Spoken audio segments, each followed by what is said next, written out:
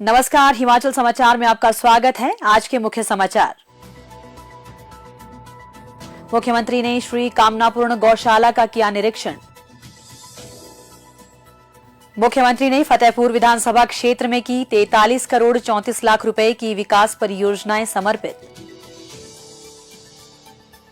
फतेहपुर क्षेत्र में 5 करोड़ रुपए की लागत से गौ अभयारण्य के निर्माण की घोषणा। किसानों की आर्थिकी सुदृढ़ करने के लिए प्रदेश सरकार के महत्वाकांक्षी प्रयास। और अब समाचार विस्तार से। मुख्यमंत्री ठाकुर सुखविंदर सिंह सुक्खू ने आज शिमला जिला के टूटू में श्री कामनापूर्ण गौशाला का निरीक्षण किया।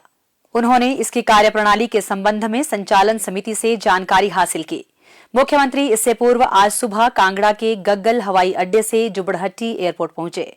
इसी दौरान टूटू में गौशाला के समीप खड़े कुछ लोगों को देखकर उन्होंने अपना काफिला रुकवा दिया। गौशाला संचालन समिति टूटू ने मुख्यमंत्री को सम्मानित किया और सरकार के विभिन्न कल्याणकारी कार्यक्रमों एवं योजनाओं की सराहना की।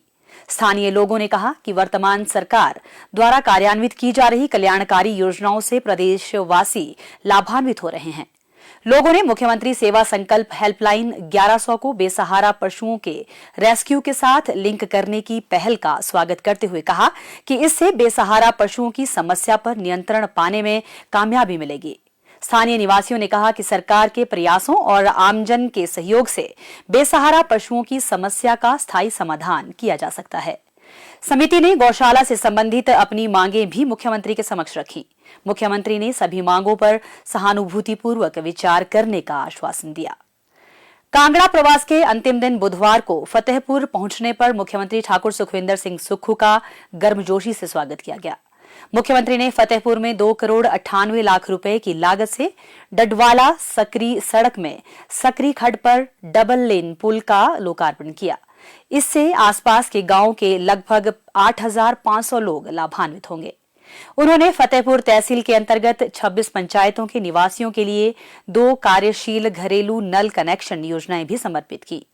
जल जीवन मिशन के अंतर्गत इन योजनाओं पर 40 करोड़ 35 लाख रुपए खर्च किए जाएंगे। इन योजनाओं के तहत 290 बस्तियों के 61,000 से अधिक लोगों को पेयजल सुविधा उपलब्ध करवाई गई है।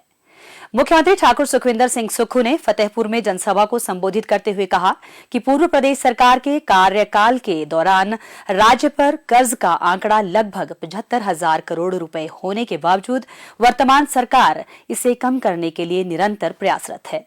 राज्य सरकार राजस्व के संसाधन बढ़ाने के लिए प्रतिबद्ध है और इस लक्ष्य को प्राप्त करने के लिए अनेक ऐतिहासिक निर्णय वर्तमान सरकार के कार्यकाल में लिए जा रहे हैं। मैं एक आम परिवार से निकला, आप जैसे परिवार से निकला हुआ व्यक्ति हूँ, जो गांव का दर्द भी जानता हूँ, जो शहर का दर्द भी जानता हूँ, तो कैसे आगे बढ़ा जाए। मुख्यमंत्री बनने के बाद प्रदेश की जो आर्थिक हालत थी, माली हालत थी और आज भी है, उसके साथ निश्चित तौर पर हमें अपना खर्चा पूरा करने के लिए भी कड़ी मेहनत करनी पड़ रही है। इसका ये मतलब नहीं है कि हम विकास में गति नहीं आने देंगे, हम विकास भी करवाएंगे और हिमाचल प्रदेश की व्यवस्था जो पिछले 40 साल से बिगड़ी हुई थी, उस व्यवस्था को अर्थव्यवस्था के रूप में अगले आने वाले 4 सालों में अपने पांव पर खड़ा करें। मुख्यमंत्री ने राज्य में जल विद्युत क्षमता को आर्थिक मजबूती के लिए वरदान बताते हुए कहा कि यह मुद्दा केंद्र सरकार के समक्ष उठाया गया है। उन्होंने कहा कि हिमाचल प्रदेश ने ऋण मुक्त जल विद्युत परियोजनाओं से रॉयल्टी का हिस्सा 30 से 50% तक बढ़ाने की मांग की है। मुख्यमंत्री ने पुलिस चौकी रेहन को थाने में स्तरोन्नत करने और फतेहपुर क्षेत्र में स्विमिंग पूल, सुविधा युक्त इंडोर स्टेडियम खोलने की घोषणा की। उन्होंने फतेहपुर क्षेत्र में 5 करोड़ रुपए की लागत से 300 कनाल भूमि में अत्याधुनिक गौ अभयारण्य खोलने की घोषणा की। उन्होंने फतेहपुर क्षेत्र में राजीव गांधी राजकीय मॉडल डे बोर्डिंग स्कूल खोलने की घोषणा भी की। मुख्यमंत्री ने फतेहपुर के हरा चौक में पूर्व मंत्री सुजान सिंह पठानिया की प्रतिमा पर माल्यार्पण किया। पौंग बांध स्थित महाराणा प्रताप की प्रतिमा पर भी मुख्यमंत्री ने माल्यार्पण किया। हिमाचल प्रदेश अनुकूल जलवायु, समृद्ध मृदा और प्रचुर प्राकृतिक संसाधनों से परिपूर्ण है। प्रदेश की अधिकतर आबादी ग्रामीण क्षेत्रों में रहती है और प्रत्यक्ष और अप्रत्यक्ष रूप से कृषि क्षेत्र से जुड़ी है। प्रदेश की अर्थव्यवस्था में कृषि और संबद्ध क्षेत्र महत्वपूर्ण भूमिका निभाते हैं। खेत से सोना उगाने वाले मेहनतकश किसानों के हितों को ध्यान में रखकर प्रदेश सरकार योजनाएं कार्यान्वित कर रही है। प्रदेश सरकार किसानों की आय दोगुना करने के लिए महत्वाकांक्षी योजना हिम उन्नति के अंतर्गत एकीकृत एवं समग्र कृषि गतिविधियों को बढ़ावा दे रही है। योजना के अंतर्गत 2603 क्लस्टर प्रदेश में बनाए जाएंगे।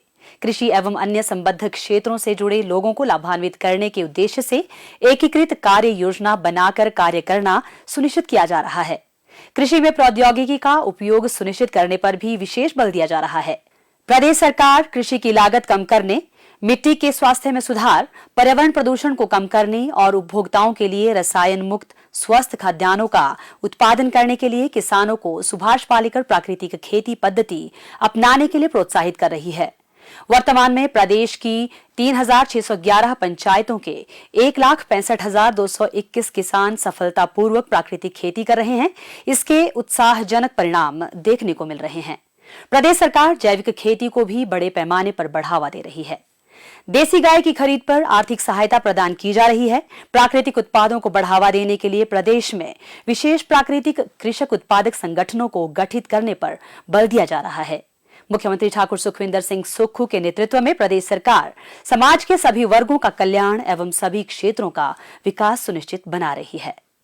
हिमाचल समाचार देखने के लिए सब्सक्राइब करें YouTube channel information and public relations department HP, follow करें ट्विटर @DPRHP, लाइक करें Facebook page information and public relations department Himachal Pradesh, visit करें वेबसाइट www.himachalpr.gov.in।